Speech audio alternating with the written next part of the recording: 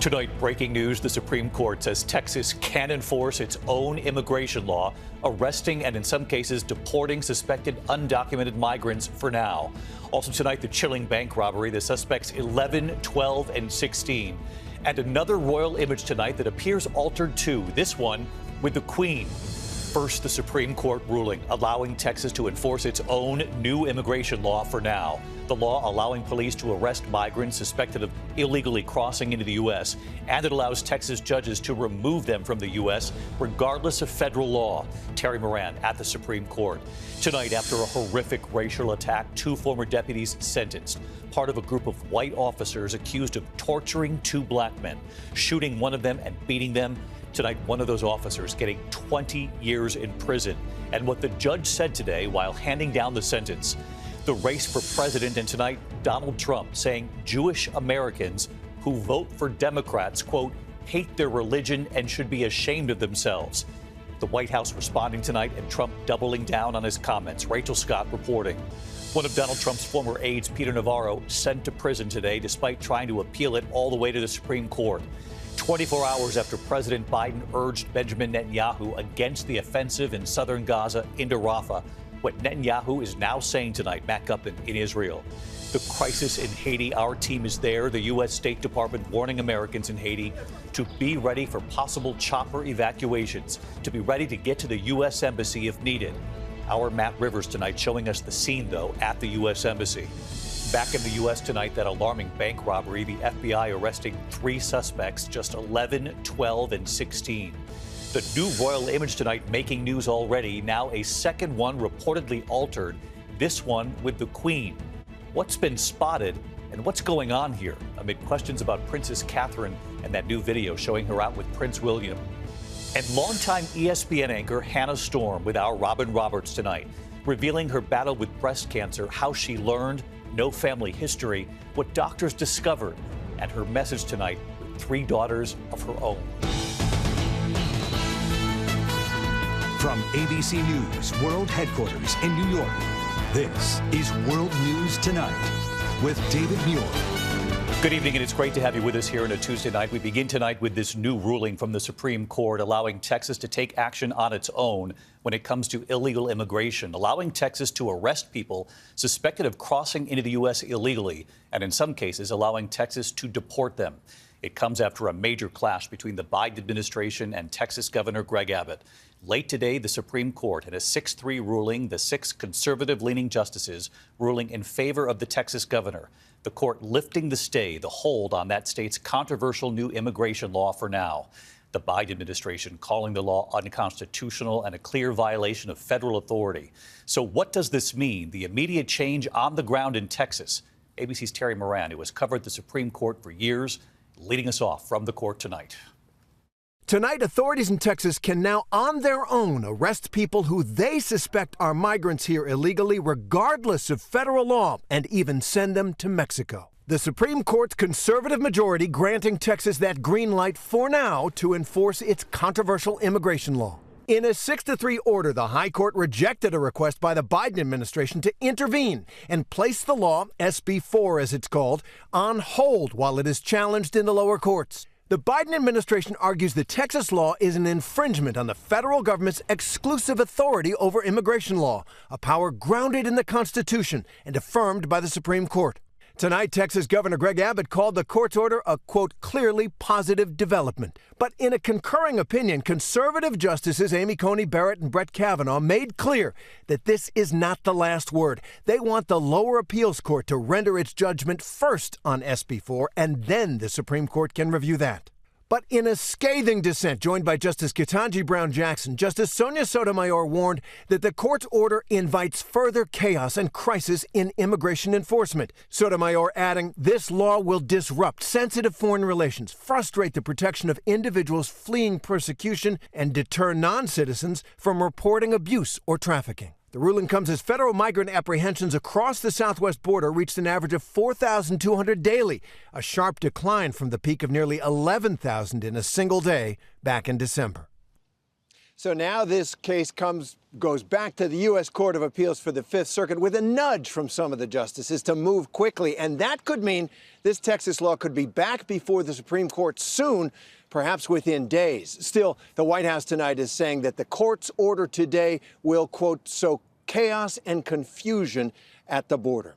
David? But not over yet, as you point out. Terry Moran leading us off tonight. Terry, thank you. We turn now to that chilling case that made national headlines, a horrific racial attack in Mississippi. Tonight, 2 former deputies sentenced, part of a group of white officers accused of torturing 2 black men, shooting one of them and beating them. Tonight, one of those officers getting 20 years in prison. Today, the judge calling the crimes, quote, egregious and despicable. Here's ABC's Faith Abube. Tonight, 2 former Mississippi Sheriff's deputies sentenced for their role in the brutal and racially motivated torture of 2 black men. Deputy Hunter Elward getting 20 years. Lieutenant Jeffrey Middleton sentenced to 17.5 years. They are 2 of 6 officers who have pleaded guilty to federal felony charges. According to court documents, the officers part of a group nicknamed the Goon Squad because of their willingness to use excessive force and not report it. This Goon Squad has been operating without supervision. In January of last year, the Goon Squad bursting into this home without a warrant after a white neighbor reported several black males for suspicious behavior. Michael Jenkins and Eddie Parker placed under arrest in their own home without any evidence of a crime. Prosecutors say the officers then repeatedly tased the 2 men, calling them racial slurs, beating them, and even sexually assaulting them over the course of 90 minutes. Deputy Elward shooting Jenkins in the mouth, execution style, nearly killing him. And as he lay there bleeding, investigators say the 6 officers conspired to cover up their actions, even planting drugs and a gun. Can you imagine the abject terror those 2 victims must have felt? Today, Elward apologizing to the victims. I feel like you get exactly what you did. Eddie Parker saying he still suffers. What's done already, man, can't be erased, man, can't be taken back. I relive this every day. And David, the rest of the officers will be sentenced tomorrow and on Thursday. All 6 are facing additional sentencing on state charges at a later date. David?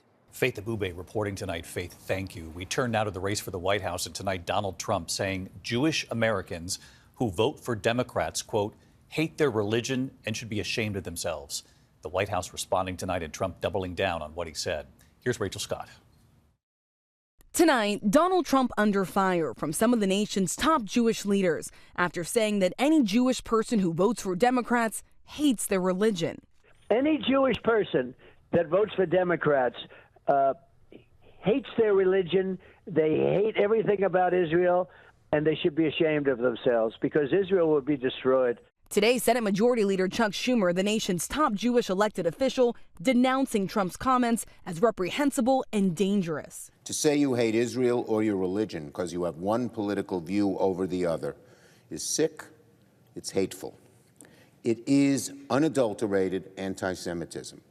Second Gentleman Doug Emhoff, who was also Jewish, outraged. This is a disgusting, toxic, anti-Semitic thing to say by anyone, let alone a former president of the United States. The Anti-Defamation League calling Trump's comments defamatory and patently false. And a White House spokesperson saying there is no justification for spreading toxic, false stereotypes that threaten fellow citizens. None. Late today, Trump doubling down. I think that the Democrats have been very, very opposed to Jewish people. President Biden himself today traveling to Nevada to court another key group of voters, Latinos. Biden making sure Latino voters are well aware of Trump's comments attacking migrants for, quote, poisoning the blood of America. It is a very sad thing for our country. It's poisoning the blood of our country. The president firing back in an interview with Univision. He said immigrants are poisoning the blood of this country. This guy despises Latinos. President Biden visiting both Nevada and Arizona today. He relied heavily on the Latino vote to win those states back in 2020, but polls have shown that his support among that critical group is slipping. The Biden campaign launching a national program to try to mobilize Latino voters ahead of November. David. Rachel Scott covering the race for president. Rachel, thank you. Meanwhile, tonight, one of Donald Trump's former aides, Peter Navarro, now in prison tonight, despite his appeal all the way to the Supreme Court. Here's Jonathan Carl. Tonight, former White House advisor Peter Navarro became the first senior Trump administration official to go to prison. You gotta stop meeting like this. Convicted of contempt of Congress for refusing to cooperate with the January 6th committee. This is the partisan weaponization of our judicial system. He'll be spending up to 4 months in a low-security prison in Florida, where most of the inmates are elderly men convicted of white-collar crimes. He'll be required to do a job of some sort, likely low-level maintenance. I think it's a shame. I think it's a disgrace. It's a disgrace to our nation what they did to him. This comes as Trump is calling for the prosecution of his political enemies, including former Congresswoman Liz Cheney, who led the January 6th committee. He says Cheney, quote, should go to jail. Please rise for the horribly and unfairly treated January 6th hostages. And at Trump rallies, he stands to salute the national anthem sung by inmates in prison for what they did on January 6th. Trump calls those people who attacked the Capitol patriots, suggesting he'll pardon them on his first day in office. Over the past couple of years, many Republican leaders have sought to minimize or even forget about what happened on January 6th, but not Donald Trump. As he embraces those who attacked the Capitol, he is increasingly putting January 6th at the center of his 2024 campaign. David? John Carl again tonight. Thank you, John. On Capitol Hill today, 2 former top military commanders were grilled before House lawmakers over the deadly U.S. withdrawal from Afghanistan. 13 U.S. service members and 170 Afghan civilians were killed in a suicide bomb attack at the airport in Kabul. That was back in August of 2021. Former chairman of the Joint Chiefs of Staff, Mark Milley, and retired General Kenneth McKenzie placed blame on the State Department for waiting too long to order evacuations. Milley acknowledging he doesn't know the exact number of Americans or Afghans who helped the U.S. trying to escape the Taliban who were left behind. Tonight, 24 hours after that phone call between President Biden and Israeli Prime Minister Benjamin Netanyahu, Biden warning Netanyahu against the offensive in southern Gaza into Rafah. What Netanyahu is now saying tonight. ABC's back up and from Israel. Tonight, just hours after that phone call between President Biden and Israeli Prime Minister Benjamin Netanyahu, during which Biden warned Netanyahu a ground invasion in Rafah would be a mistake, the Israeli leader doubling down, telling lawmakers here in Israel there's no alternative. His defiant comments coming after that blunt warning from Biden, the two speaking for the first time in over a month. Yesterday, Netanyahu agreeing to hold off on a ground operation until consulting with U.S. officials in Washington about an alternative approach aimed at protecting civilians. Overnight, these aid trucks rolling into northern Gaza, where the UN says famine may have already begun. The Israeli government, and I met with a very senior person today, they insist there is no starvation in Gaza. We are seeing vulnerable people suffering every single day. We're seeing a trickle of aid when we need a tsunami of food assistance.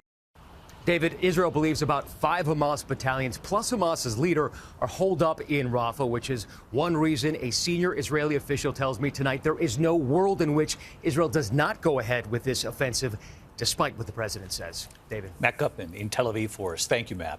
In Haiti tonight, the U.S. State Department is now warning Americans in that country to be ready for possible evacuations, to be ready to get to the U.S. Embassy. But our Matt Rivers on the ground there showing us what that journey might be like, the situation just outside the U.S. Embassy tonight. Tonight, with Haiti spiraling deeper into chaos, the State Department sending a letter to Americans here in Haiti, telling them to be ready for possible helicopter evacuations from the embassy in Port-au-Prince. But today, we saw firsthand just how dangerous even getting to that embassy can be. That building right there is the U.S. Embassy in Port-au-Prince, and there has been gang fighting across this entire area. But if you come with me this way, you see that gas station just down the road there? That's how close the gangs have managed to get. The distance between that point and the embassy, no more than a quarter mile.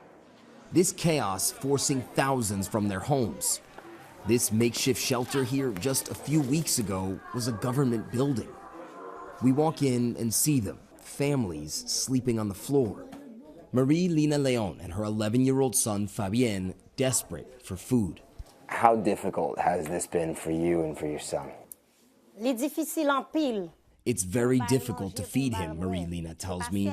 People here are dying one death, hunger.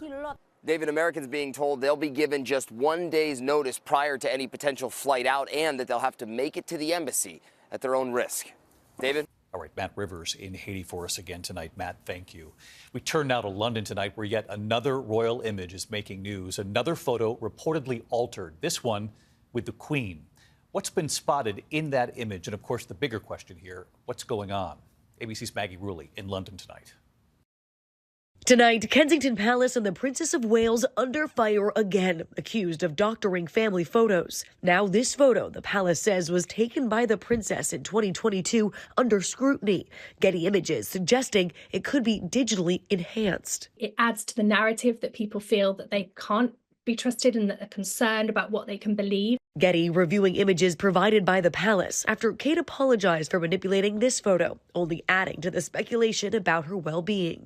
Though this footage, obtained by TMZ, appears to show Kate and her husband, Prince William, grocery shopping near their home in Windsor Saturday. Photography experts interviewed by ABC News pointing out clear signs of editing in this family portrait featuring the late Queen. Look at the Queen's skirt here. The pattern does not line up. Same with the couch. The stitching doesn't match. And these blurry outlines of Prince Louis's left ear and chin suggesting his face could have been lifted from another photo. And David, one photo expert told us it's possible that photo is a composite. And now Getty's going back and reviewing all images provided to them by the palace. David. All right, Maggie Rulli in London. This isn't going away. Maggie, thank you. When we come back here, the chilling bank robbery here in the U.S., the three suspects, just 11, 12, and 16. Also, news tonight about intermittent fasting and your heart. And longtime ESPN anchor Hannah Storm, diagnosed with breast cancer, no family history, telling our Robin Roberts how it was found and her message tonight. Tonight, the FBI in Houston has arrested 3 bank robbery suspects, just 11, 12, and 16. Authorities say they robbed a Wells Fargo bank last week while brandishing a weapon. They went to the teller demanding money. One official saying they are the youngest robbery suspects he's ever seen. When we come back here tonight, the news on intermittent fasting and your heart, and ESPN's Hannah Storm and her breast cancer diagnosis tonight, what she told our Robin Roberts. To the index tonight, and new research finding intermittent fasting may pose risks to your heart, the practice where people eat within an 8-hour window or less. Researchers finding it poses a significant risk of dying from cardiovascular disease. The findings set to be presented at an American Heart Association conference. Experts say more study will be coming on this. Tonight, the lottery jackpot's growing, Mega Millions surging to $893 million now ahead of tonight's drawing. No Powerball winner last night. That jackpot now $687 million for tomorrow night. Good luck. When we come back here tonight, longtime ESPN anchor Hannah Storm with our Robin Roberts and her very personal reveal tonight. Funny tonight here, longtime ESPN anchor Hannah Storm. You know her from SportsCenter, sitting down with our Robin Roberts, revealing her breast cancer diagnosis and her message with 3 daughters of her own. The doctor said, "I'm so surprised, but you have ductal carcinoma in situ. You have DCIS, the earliest form of breast cancer." And I was like, DCIS? I've never heard of this in my life. How did you handle that? I was shocked because, again, I had mammograms every year. I have no risk factors. I have no breast cancer in my family. I did not have a lump. I did not have pain. I don't have any genetic predisposition to breast cancer. I got to say, I was shocked. I was scared. And how are you today? I'm good. Really good. Really, really good. I'm very, very, very lucky because they found it so early. What I had is a lumpectomy. The surgery was successful. I was able to go back to work, cover the Super Bowl. I'm also taking a drug called tamoxifen. I'm taking this for the next 3 years. And now you've decided to let women know the importance of getting those screenings. The more that you talk about it, and I think just demystify it, and it's okay to talk about, it's okay to share, you know, whenever you're ready.